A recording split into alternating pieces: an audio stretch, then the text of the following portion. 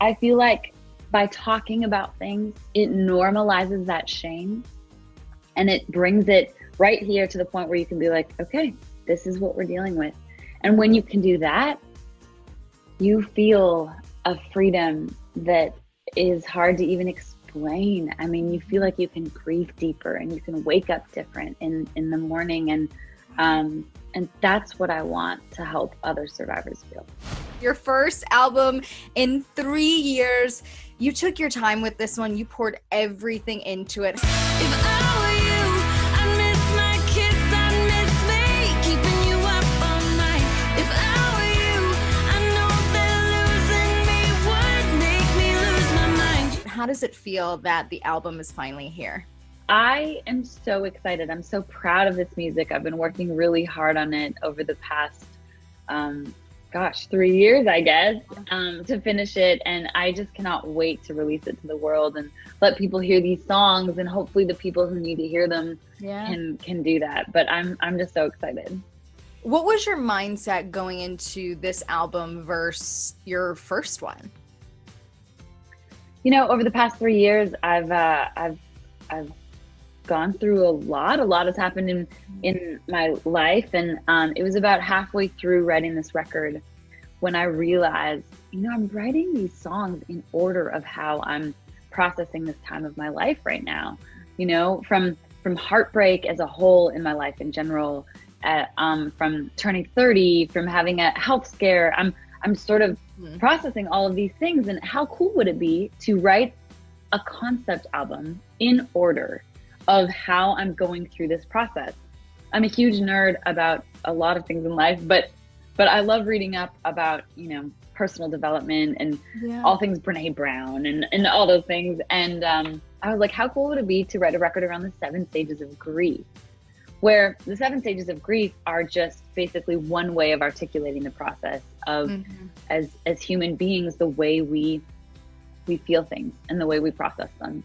And so I did just that. I wrote an album, and track 1 starts in stage 1 of shock, and then it goes through shock, denial, anger, bargaining, all the way down to stage 7, the last stage of acceptance, of being able to look in the mirror and accept yourself for everything that you are, knowing that everything that's happened to you in your life has happened for a reason, and you know, makes you into the beautiful, messy puzzle pieces that we show up as every day.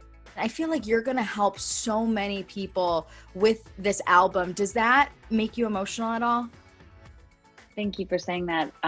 No, that's exactly what I want to do. I feel that music has the power to heal, and it's that universal language to bring us all together and to connect us. And so I really do hope these songs can be support or empathy if people are looking for that. Or I really hope it inspires them to sort of start their own transformational journey to finding that deeper level of themselves, because it's always within us, and we're constantly transforming and evolving as we go through life, you know, and as things happen. And even through this global pandemic, I mean, we're having to ask a lot of questions and you know, work on a lot of areas in our lives. And I know, talking to a lot of my friends, I mean, the past few months have been big periods of transformation where you're wondering, okay, how am I doing my job? How could I do my job more efficiently?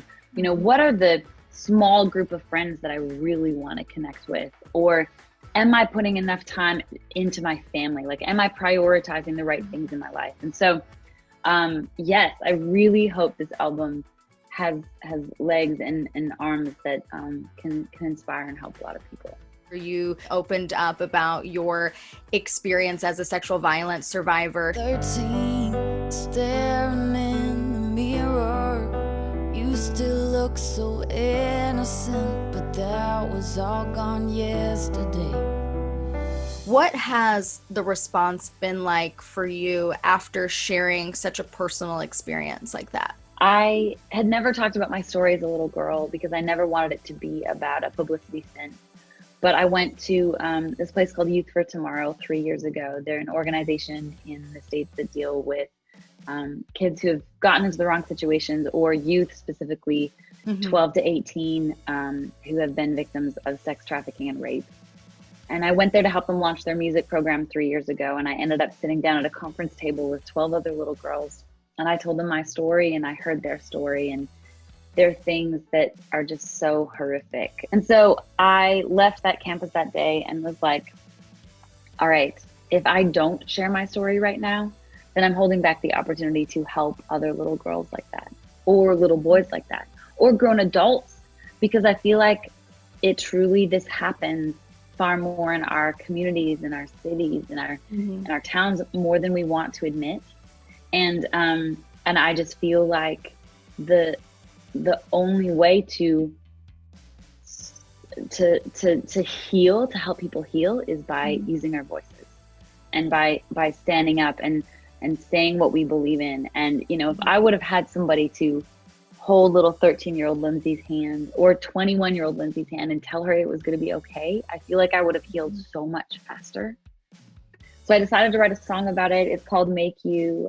The cracks will heal, but you'll always feel the break. And that's what's gonna make you. I wrote it with Brandy Clark on this album, and I was able to launch my own foundation as well. It's called the Make You Movement, and the foundation focuses on disenfranchised youth, specifically survivors of sexual violence and domestic abuse. And I truly just want other survivors to know that they're not alone, and we can lean on each other. Just as my female artist friends, we can lean on each other as survivors and know that we're working through this together.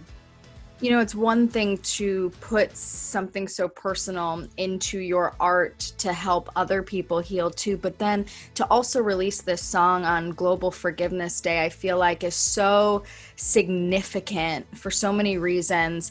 How long did it take you, and when did you get to that point where you were ready to forgive? You know, I from the first occurrence when I was 13, I didn't tell my parents for 7 years. And those 7 years were pretty heavy, to be honest. But I forgave him before I even told my parents. And I think that's maybe why I told my parents, is I finally got to that place of forgiveness. You know, obviously as a survivor, it's different in absolutely every case. And I think the main level of forgiveness is forgiveness of yourself. It is one thing to forgive people in our lives who, you know, in various circumstances may have done things right or wrong, but to forgive ourselves is truly where I feel the deepest level of healing lies, because we just carry so much shame and guilt and blame for things that aren't our fault, or even are our fault, but we can't carry that with us for the rest of our lives, because that's such a heavy weight to carry. And so I feel like by talking about things, it normalizes that shame, and it brings it right here to the point where you can be like, okay, this is what we're dealing with. And when you can do that, you feel a freedom that is hard to even explain. I mean, you feel like you can breathe deeper and you can wake up different in the morning. And that's what I want to help other survivors feel. This album is the 7 stages of grief. Where are you at now? How is your heart now? My heart is good. The last song on the record is Ready to Love, and I fully feel that. I fully feel in the place of acceptance, and I feel that acceptance is not only being able to accept our past, but being able to open yourself up to new things.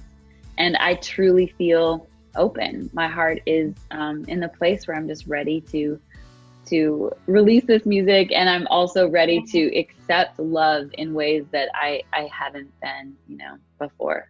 What kind of energy do we want to attract? What kind of love are we ready for?